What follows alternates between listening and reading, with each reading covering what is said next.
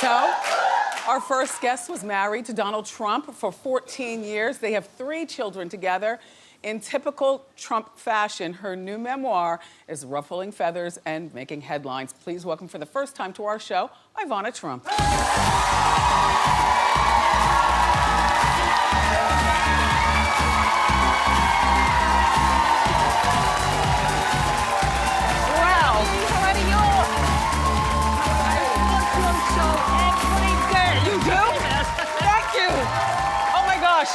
She watches us every day, so you know exactly where you are. Yes, Shoe exactly. cam, please. Okay. Manolos. No.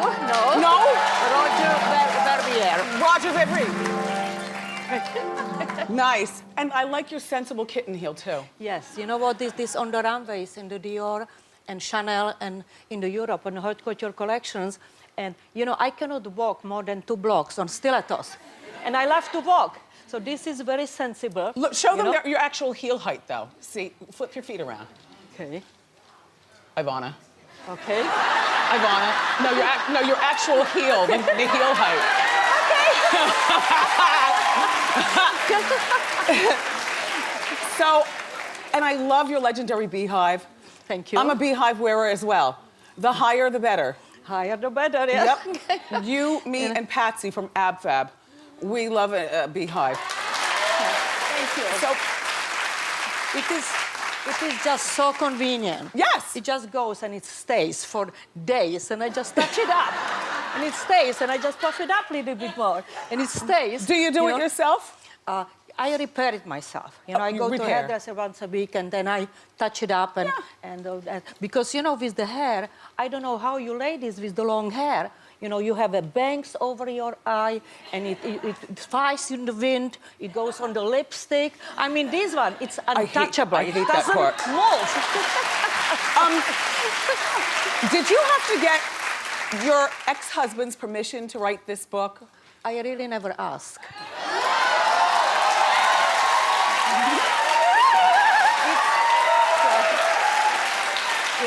It's about my life, and it's about how did I raise my fabulous 3 kids. And it came about that people were stopping me on the streets, on the airports, you know, coming to my table in a restaurant, and they say, Ivana, you raised 3 fabulous kids. And yes, I did. Yeah, you did. You know, I've met all 3 of your kids here on the show, all with their businesses and their intellect and everything. It's really something else that you managed to do that when we're growing up in a time where you see other privileged kids, maybe like the Kardashians, who you briefly mentioned in your book, just saying that they're, well, what are your thoughts on? You know, with the kids, you know, my first rule was to give them the discipline and structure. You know, they knew they'd wake up at 7 o'clock in the morning, 8 o'clock they would go to school. You know, they would go after the school, they would go and see their father, you know, to say hello. And he was on the phone, and they were playing in the Lego in the office and listening to his conversations. And then I kept them busy with after-school activities. And I put them Ivanka piano classes, the ballet classes, singing classes. Kids were skiing, they were playing golf, they were karate classes. You keep your kids busy, because they have no time to get in trouble. Well, yeah, that is very true. I've never read it in the New York Post about your kids falling out of clubs or smoking cigarettes or smoking weed. They would not even think about it. I told them the value not to cheat, steal, and lie, not to take drugs, smoke cigarettes, and surely not the liquor. And you give the second thing which I recommend to the parents: don't give the kids too much money. You know, I have my friends. Wow. They give the kids the unlimited Black American Express card. What the kids do, they have no incentives to get up before 2 o'clock afternoon. Then they go shopping because they are bored, and they have money to buy liquor and drugs and cigarettes. So you don't give them too much money. You give them enough money to go and be able to take a friend for a slice of pizza or buy the hamburger, but that is it. That is it. You and Donald, are you engaged? No, no. You're wearing a ring on the finger. Yes, I do. I bought it actually for myself. Oh, it's beautiful. I can afford it. It's beautiful. Thank you. So you and Donald were married only after knowing each other for 8 months. Is that Yes. correct? How'd you meet him? Well, it's a very funny story. I was living in Montreal, and I was modeling, and I had to go with my group of girls to do the fashion show in New York. And I didn't really want to go because it was in middle of the August, middle of the Olympic Games in Montreal, and I'm Olympian, so I was a hostess for Olympic Games, which summer games, and I was in the Winter Games. And so I didn't want to go, but I had to go because my show was choreographed on music. So if I would not go, I would blow it for everybody else. So I did go, and girls, we went, I think, in Americana at that time. It was first time for me in New York. And the girl said, Ivana, we have to go for dinner. And I said, I really don't feel like it. I said, no, we have to go to the fantastic place called Maxwell's Plum. And it was like a very famous restaurant in New York City. We came there, it was packed. So the manager said, oh, girls, why you don't stand on the bar, have a drink, and I'm going to try to get you to the table as soon as possible. I said, we're going to be here all night long because which manager doesn't want to have 8 gorgeous girls on the bar to bring attention to all the men which are cruising around? So we're standing there, and suddenly there is a hand on the back of my shoulder. And I really don't like it. So I turn around, and there is this tall, blonde-eyed, blonde hair, tall guy. And he said, my name is Donald Trump. Now, you knew nothing about what a Trump I had no idea, was? and nobody really knew him at that moment. You know, nobody knew who Donald Trump was. And I said, yes, sir. And he said, girls, I can see that you are waiting for the table. I'm going to get you the table because I know the manager. So I look at my friends, and I said, I have a good news and I have a bad news. I said, what is the good news? I said, good news, we are going to get a table real fast. What is the bad news? I said, this gentleman is going to go and sit with us. So, sure enough, he goes and he sits with us, and end of the dinner, before the coffee, you know, he disappears. You know, so I said, okay, girls, let's go, and we pick up the credit cards to share the bill. And the waiter came around and said, it was taken care of. And I said, excuse me. So you gave him your number? Yeah. No. We were just having dinner. How did he get in touch with you after that? Okay, let me finish the story. Okay. So I said, you know, it was taken care of. I said, I have never seen the man which paid for something and never wanted anything in the return. Right, right. So we walk out, because it was paid for, we walk out, and there is a stretch limousine in front of the Maxwell's Plum. And Donald is behind the wheel of the stretch limo. It was a weekend. His driver was not working. He ran to his garage, picked up the car, and picked us up and drove us to the hotel. Got you. That's a sweet story. It's a very nice story. And 8 months later, you get married, and next thing you know, you've got these beautiful kids. Now, the marriage lasted for how long? That was almost 16 years. 16 years. All right, and 3 beautiful kids. Melania, apparently, and you don't see eye to eye regarding who the original First Lady is? Well, I tell you, I'm technical First Lady Trump. I was first wife. Excuse me.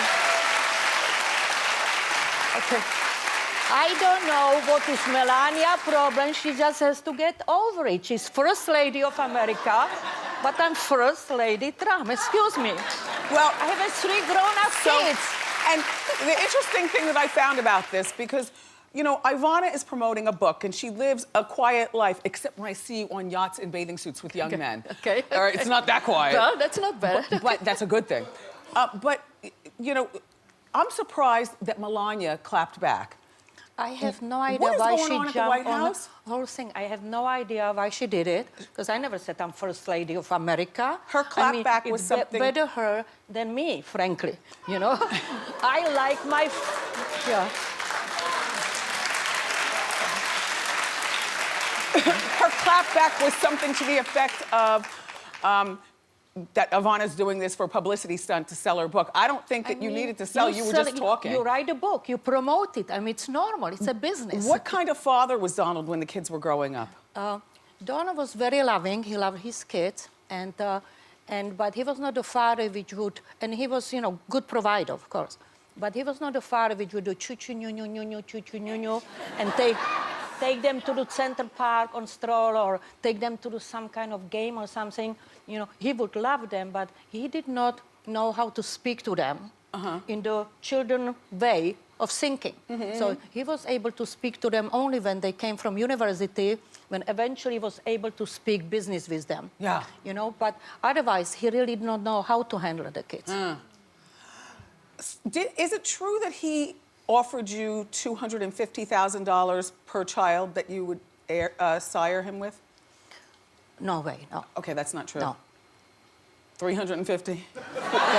Do I have the number wrong? Or he didn't pay you per child? It was just... After the divorce, he paid child support, yes. Yeah, child support. And you were also a very, Ivana was a very accomplished woman even before they got divorced. I seem to recall reading that it was like a one lump payout. You know, the newspapers here in New York followed everything, like a 1 month or one lump payout to you, aside from the child support. Is there any truth to that?